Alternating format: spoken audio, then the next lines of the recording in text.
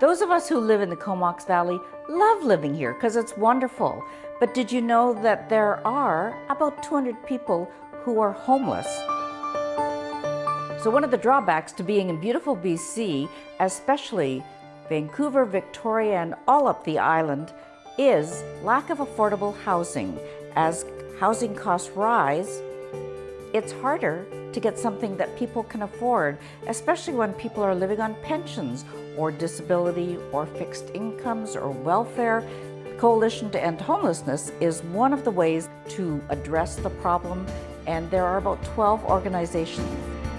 We consider ourselves to be a multi-social service organization, and we have everything from counseling and support, drop-in for those living in poverty, Lily House, the shelter for abused women, Amethyst House, the 12-bed supportive recovery home in the Valley for women, and we're also police-based victim services, children who witness abuse counseling, Stop the Violence women's counseling, and also we now are supporting and 6 to 8 units of housing in the Comox Valley, which we developed in the past year. Lily House, the shelter for abused women, is full all the time, and women are staying longer and longer and longer because there is no place for them to go when they're leaving an abusive situation. There's no affordable housing, there's no supported housing or very little supported housing. And then we also see the homeless crisis for women through our drop-in program here. So it's important to us that something be established in terms of supportive housing in the Comox Valley. Richard Clark is the chair for Dawn to Dawn, which is another organization which helps the homeless. So there are unfortunately still a number of people that are homeless in the Valley. We're currently housing about ourselves approximately 30 adults along with a small handful of children, and other agencies in the Valley are housing some other people.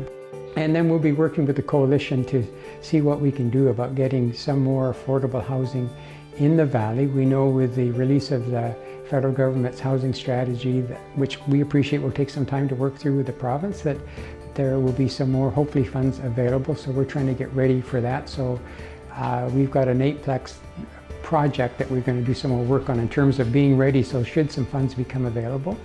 The coalition group has a leadership team, and Betty Tate is a volunteer who's a retired nurse and has providing her expertise with this. Housing is related to poverty, is related to health, is related to taking your medications. And yes, we definitely, one of our principles is low barrier housing first. We want housing that doesn't say to people, well, you have to be clean, you have to be seeing your psychiatrist all the time, you have to be, before you can get into this house, or you have to be in a program to get into this housing. There's some that we need that is just housing first, and then we'll deal with it. Is there a model that you're working? Oh, there's lots of models. This is across Canada, and absolutely, lots of models. There's models in Campbell River, in Nanaimo, in Victoria, yeah. Okay, and where did they get their funding from? Different things, some of it fundraised, but BC Housing definitely supports this 24/7 supportive. There hasn't been a lot of money going into the supports part. There's been money for capital projects, which of course is a one-time, right? Whereas ongoing support, operational funding is more difficult to get. And so it's been many years since there's been an opportunity to get that support. That is what we wanted for Braidwood. And it's a supportive like housing in that the agencies in town are going to go there and try and provide some supports when it opens. But there just wasn't the funding to get the operational support. If you'd like to contact any of these organizations, you can go onto their websites, dawntodon.org, or you can find Transition Society, or the coalition is cvhousing.ca. And if you would like to come down, we're at 625 England for the Transition Society. They have a beautiful meeting space, lots of different programs. Staff are available to talk to you.